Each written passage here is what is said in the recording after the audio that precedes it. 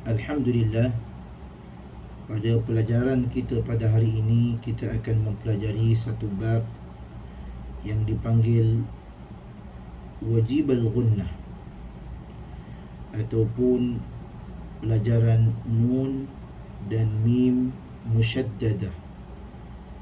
Dalam pelajaran kali ini kita secara ringkas sahaja, tidaklah terlalu pack ataupun padat, tetapi ia merupakan sesuatu yang sering dilupakan ataupun sesuatu yang sering dilakukan kesalahan oleh pelajar-pelajar dalam membaca Al-Quranul Karim, yakni hukum nun dan mim musyaddadah, yakni hukum nun dan mim yang bersabdu.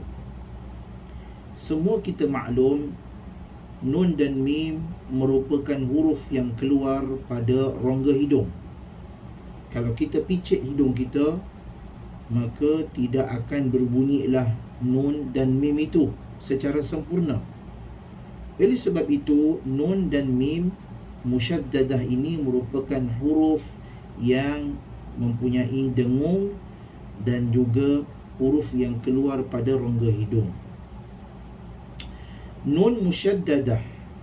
Apa dia nun musyaddadah? Yakni nun yang bersabdu. Dan mim musyaddadah, juga mim yang bersabdu, iaitu ialah nun dan mim yang bertasydid lah.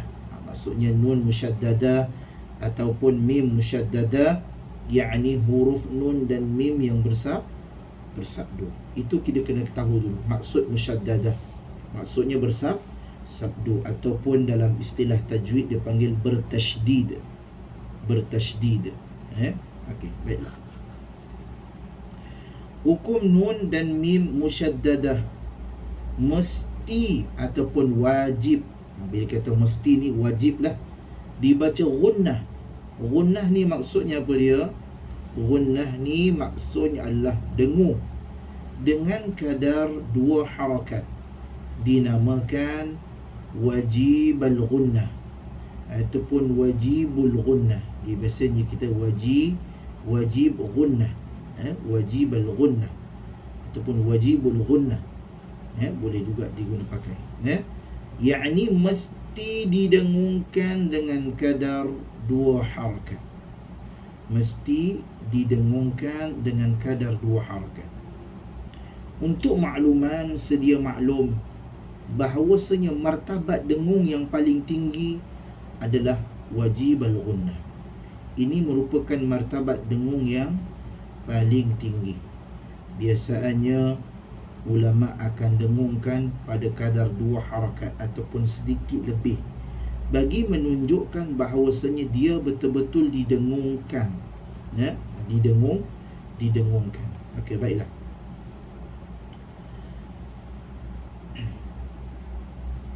Okey, kita lihat pada perkataan thumma dan inna ini. Nanti kita akan lihat kepada surah An-Nas yang biasa orang baca, hatta imam-imam pun banyak melakukan kesalahan.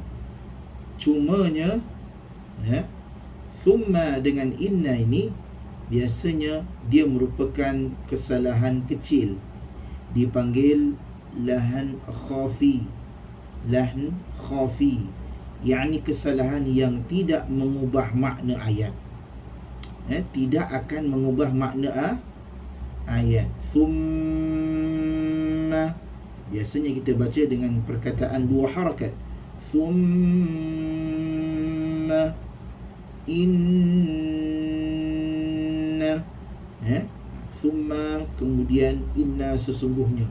Tapi kalau kita baca dengan keadaan tekan sahaja tanpa dengung, thumma inna, adakah dia mengubah makna itu? Dia tidak akan mengubah makna itu. Cuma daripada segi istilah bacaan qiraah, maka dia menjadi satu kesalahan kecil. Kesalahan kecil. Tidak mengubah makna, cuma daripada segi bacaan salah dan menyalahi bacaan para ulama qurra di dalam membaca Al-Quran. Tak apalah ustaz, bukan salah makna pun, bukan mengubah makna pun, tak apalah. ma'bud. Yang penting makna tak ubah. Harus diingat bahawasanya apabila kita membaca Al-Quran, mestilah membaca mengikut bacaan Nabi sallallahu alaihi wasallam. Mesti kita baca mengikut bacaan Nabi sallallahu alaihi wasallam. Mana-mana qiraat Al-Quran apabila sampai kepada mim yang bersabdu, maka dia akan membaca dengan bacaan dengung 2 harakat. Maka untuk kita mendapatkan sunnah Nabi sallallahu alaihi wasallam dan mengikuti bacaan Rasul sallallahu alaihi wasallam, mestilah mengikut kaedah tajwid yang diajar oleh para sahabat, para ulama-ulama qurra, para atba'ut tabi'in, kerana kesemua itu mengambil jalur sanad yang sampai kepada Nabi, baginda Nabi sallallahu alaihi wasallam. Sebab itu mesti kena dengung dengan kadar 2 harakat, ataupun kadang-kadang terlajak sedikit sampai kepada 3 harakat, dipanggil fawaiqu qasr. Cuma biasanya dibaca dengan 2 harakat. Thumma inna, itu bacaannya. Nanti kita akan lihat kepada surah An-Nas yang biasa kita baca. Makna gunnah dari segi bahasa adalah dengung.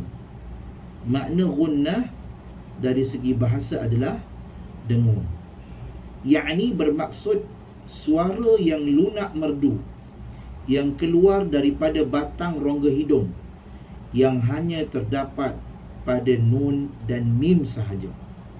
Oleh sebab tu nun dan mim merupakan, kalau kita belajar makhraj al-huruf, yakni dia akan berada pada rongga hidung. Dia panggil huruf khaysyum. Yang berada pada rongga hidung dipanggil huruf khaysyum, padanya keluar huruf nun dan mim. Oleh sebab itu nun dan mim ini adalah huruf yang apabila bersabdu maka dia akan dengung. Dia akan dengung.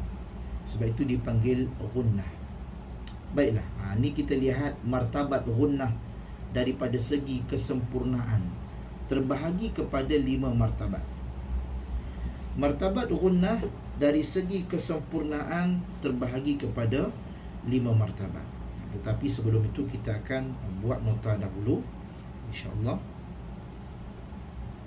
Kita pergi kepada peringkat yang awal, yakni apakah yang dimaksudkan nun dan mim al-musyaddadah. Kita pergi kepada istilah dulu.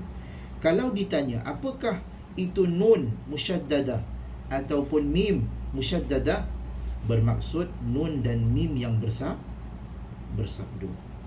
Bila dia tanya nun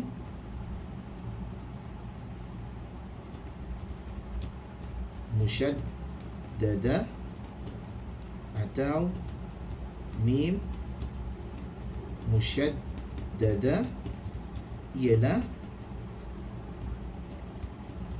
nun dan mim yang bersabdu.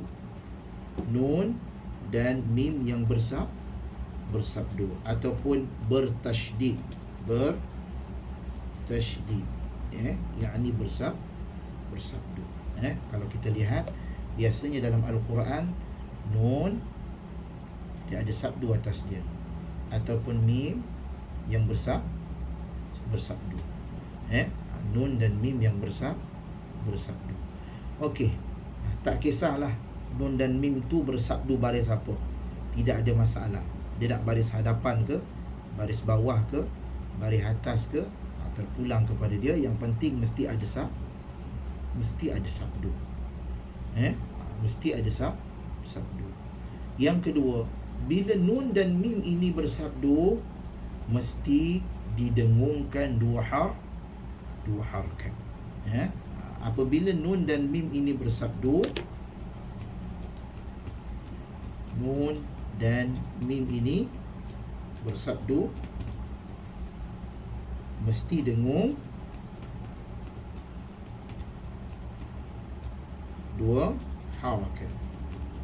Okey, harakat. Mesti dengung 2 harakat. Apa nama hukum dia? Yakni dipanggil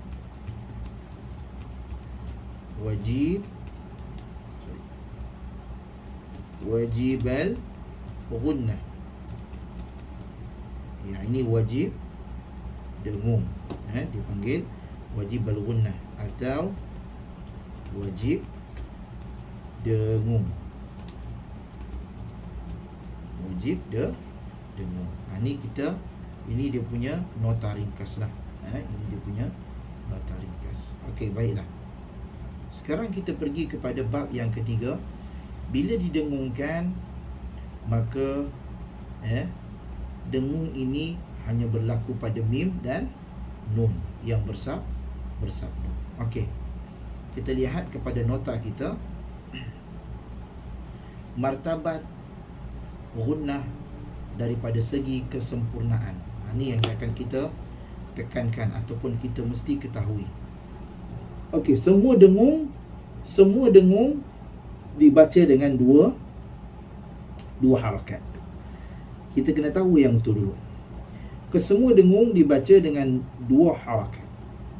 Tetapi dari segi martabat kesempurnaan masuk itu ada perbezaan tingkatannya.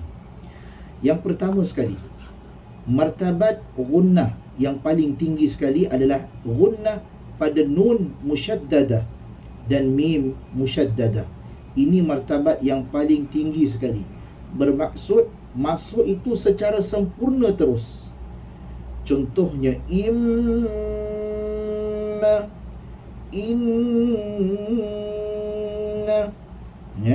Kalau kita lihat pada surah An-Nas, kita lihat pada surah An-Nas, biasa kita baca. Okey.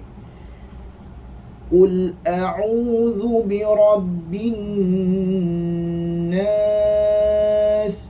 Kat sini kena dengungkan.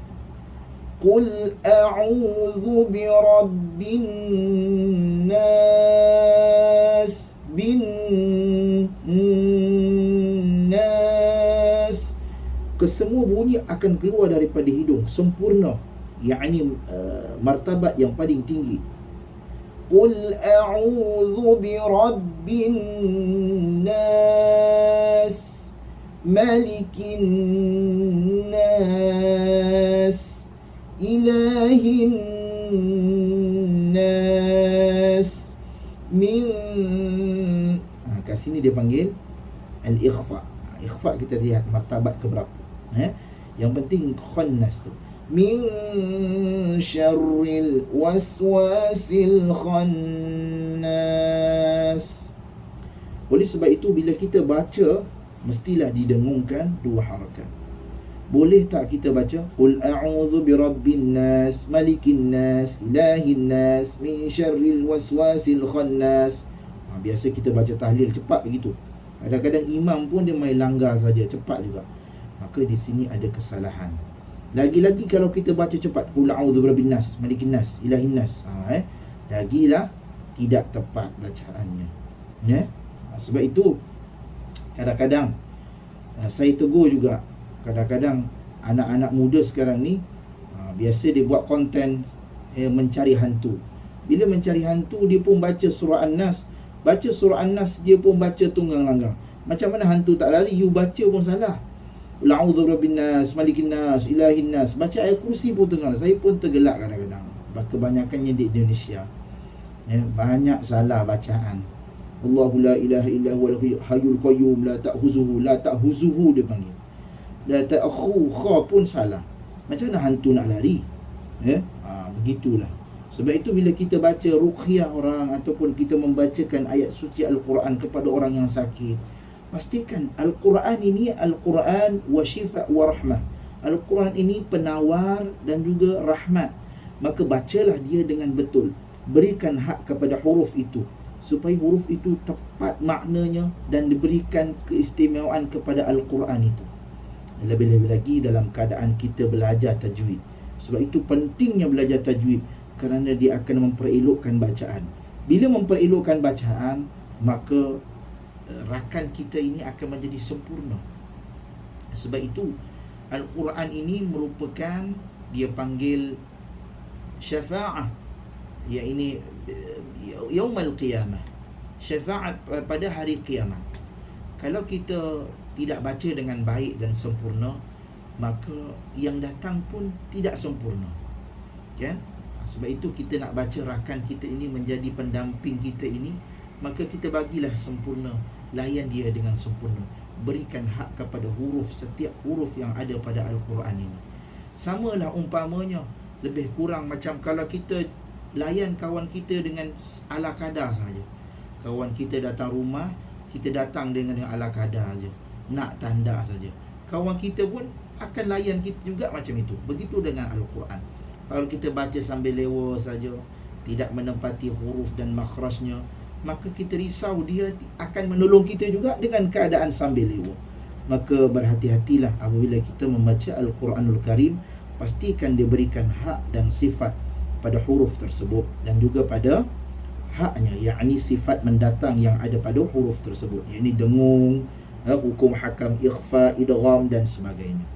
Baiklah, kita pergi kepada martabat yang pertama, yakni gunnah pada nun dan mim musyaddadah. Ini yang pertama.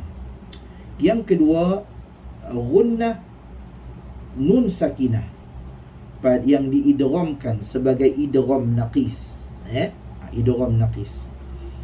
Man yaqul min wara min wal, biasanya yakni dengung itu masuk kepada dengung, bunyi nun tetapi sudah masuk kepada ya, yakni dah masuk kepada huruf yang selepasnya, cuma ada dengung, masih lagi dengung, cuma tidak sempurna dengung itu. Dia masuk ya dulu baru dengung. Mai dia maksudnya bunyi ya dulu baru dia dengung.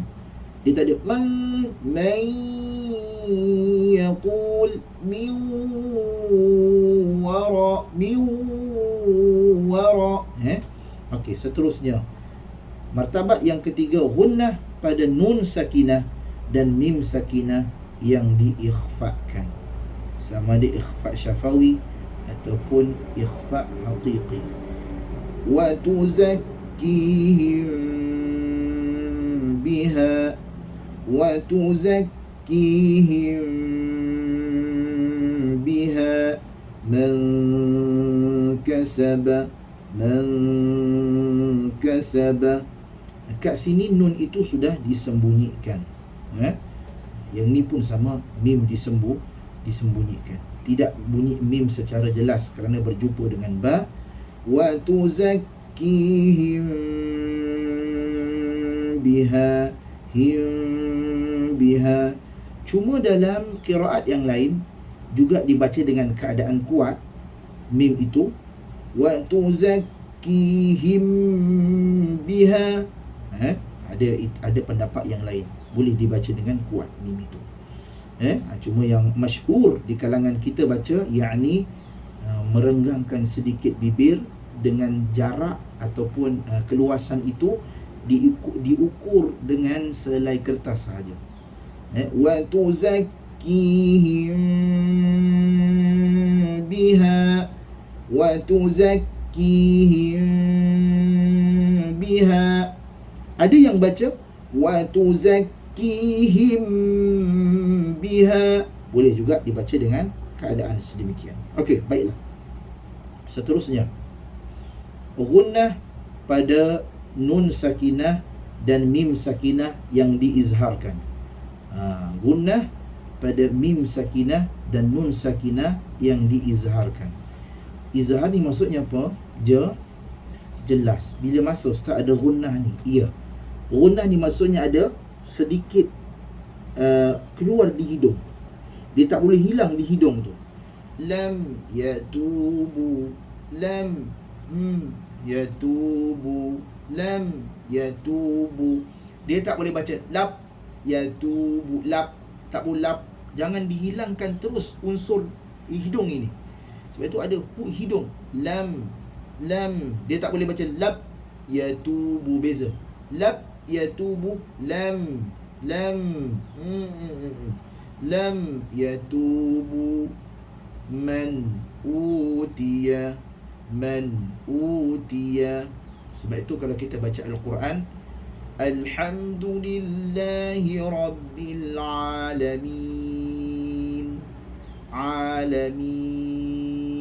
Di belakang tu Mim, Ar-Rahmanir Rahim, Maliki Yaumiddin. Kalau kita baca tanpa gunnah ataupun menghilangkan sifat nun tadi, Alhamdulillahi Rabbil Alamin, Ar-Rahmanir Rahim, Maliki Yaumiddin. Dia aja bunyi pelik sedikit. Yang terakhir gunnah pada nun dan mim yang berbaris. Ini paling ringan lah. Makara. Ada lagi unsur di hidung. Makara, nasiya. Kalau kita picit hidung kita, maka kita tak boleh sebut makara. Boleh sebut tapi tidak sempurna. Nasiya. Ini yang paling sedikit. Cuma yang kita nak bahaskan di sini adalah martabat nun dan mim musyaddadah ini paling tinggi. Okey. Yang terakhir, ni kita akan terangkan bagaimana cara membaca nun sakinah yang diikhfakan. Cara membaca nun sakinah yang diikhfakan terbahagi kepada dua keadaan. Yang pertama, dibaca nipis sekiranya diikuti huruf istifal selepasnya. Man kasaba, man kasaba, dibaca dalam keadaan nipis. Man kasaba. Bila berjumpa dengan huruf isti'la ada berapa? Ada 7. Apa huruf dia? Bermula daripada huruf kha, kemudian huruf sad, dad, ta, dha, qaf, ghain. Ada 7 huruf. Kha, sad, dad, ta, dha, qaf dan ghain. Ada lagi tak? Tak ada lagi, itu sajalah. Okey. Bila berjumpa dengan huruf-huruf yang dikenali sebagai huruf isti'la, apa benda ni ustaz? Isti'la ni maksudnya adalah lidah terangkat. Lidah terangkat ataupun pangkal lidah terangkat. Maknanya dibaca dengan keadaan tebal. Man qatala ataupun man sadaqa, min talaqa. Contoh, huruf-huruf yang tu, dengung tu agak ditebalkan. InsyaAllah kita akan tengok kepada pelajaran kita ataupun cara membaca wajib al-gunnah. Okey.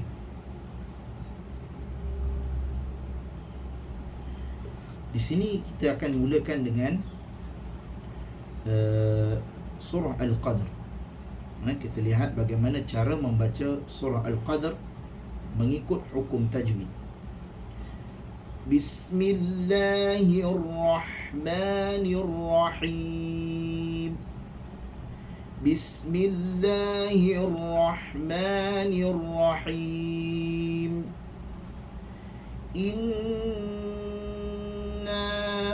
Perhatikan. Biasa kalau kita baca surah Al-Qadr, mesti dibaca dengan keadaan dengung dua harakat. Jangan cepat. Inna. Ia menjadi satu kesalahan. Inna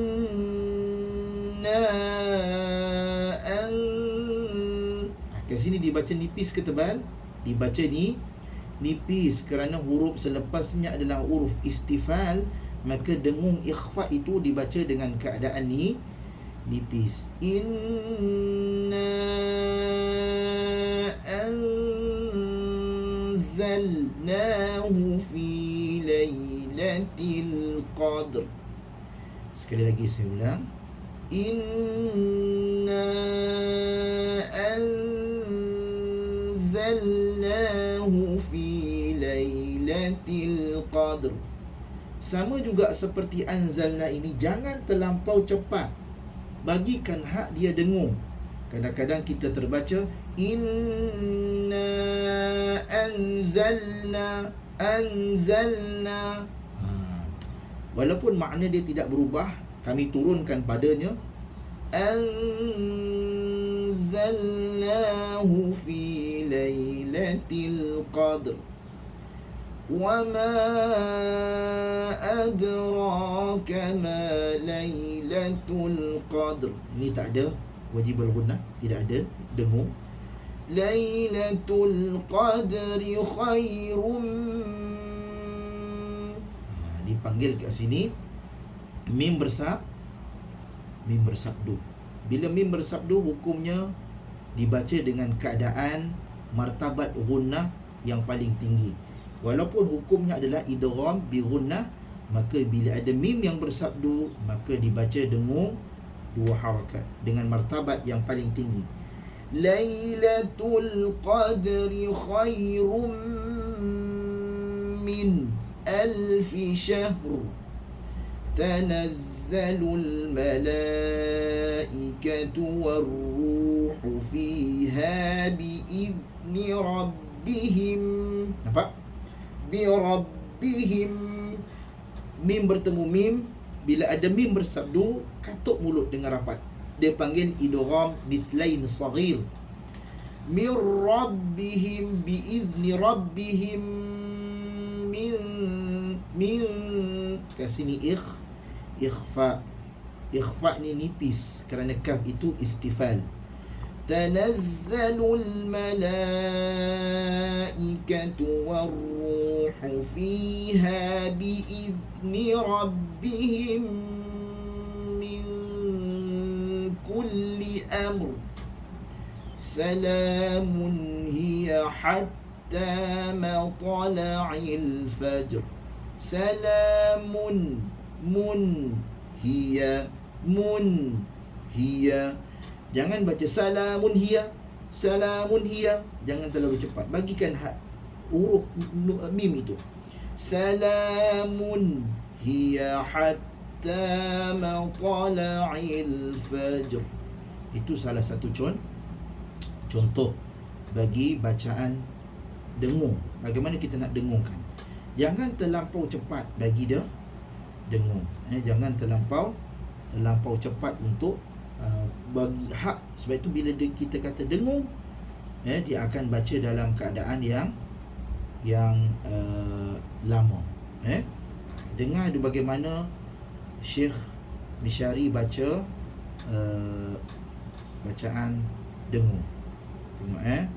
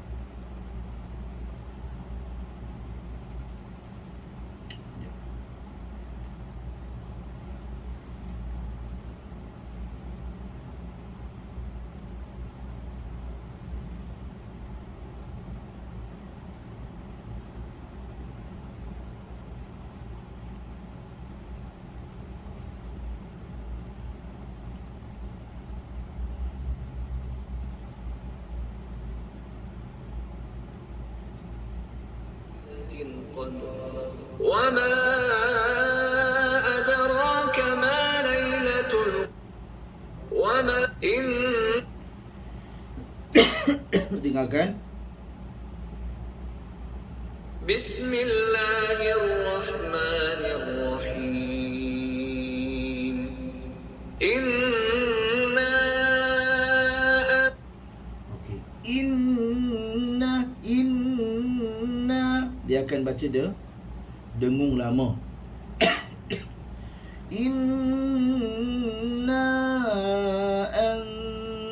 an kat situ pun dia akan lama. Bismillahirrahmanirrahim. Inna anzalnahu fi lailatul qadr. Wa ma adraka ma lailatul qadr. Lailatul qadri khairun min alf shahr. تنزل الملائكة والروح فيها بإذن ربهم من كل أمر سلام هي حتى مطلع الفجر. Okey, itu bacaan Misyari. Bismillahirrahmanirrahim. Itu bacaan Misyari. Jadi jelas di sini bahawasanya bila kita katakan idgham, bila katakan gunnah, mesti dengung itu lebih daripada yang sepatutnya. Sama ada dua harakat atau lebih sikit tak mengapa. Lebih sikit tidak mengapa. Tapi janganlah terlampau lebih sehingga luar daripada kebiasaan. Contohnya kita baca inna, dia terlampau panjang. Cukup, dia akan lebih daripada kadar kebiasaan yang orang baca. Inna, satu, dua, inna, sekadar dua ataupun paling-paling pun tiga. Inna, itu pun sudah nampak sedikit terlebih. Cuma biasanya tempoh dengung ini berbeza dalam keadaan tempoh kelajuan bacaan. Sekiranya seseorang itu membaca laju, Bismillahirrahmanirrahim, inna, kiraan itu punlah laju. Bismillahirrahmanirrahim, inna, satu dua, dibaca dengan keadaan laju. Tapi kalau anda kata dia baca dalam keadaan mujawwad, dalam keadaan yang tarannum mujawwad, Bismillahirrahmanirrahim, kiraan pun satu, dua, kiraan itu saja jadi lambat kerana tempoh bacaan itu lambat.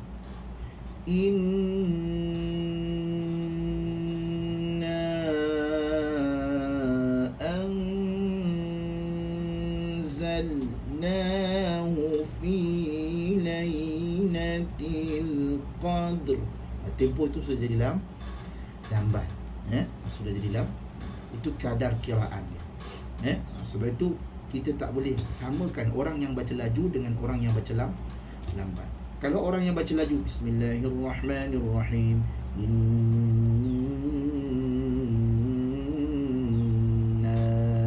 dia akan jadi pelik kerana tempoh itu tak sama. Ataupun orang yang baca lambat tetapi cepat dengungnya, Bismillahirrahmanirrahim, inna, walaupun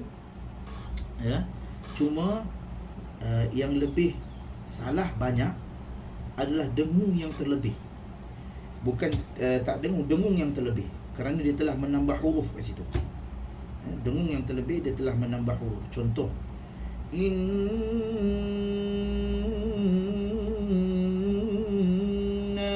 kat situ dia telah menambah huruf. Jadi kesalahan yang besar, telah menambah huruf. Biar yang sedang sahaja, dua harakat. Wallahu ta'ala alam.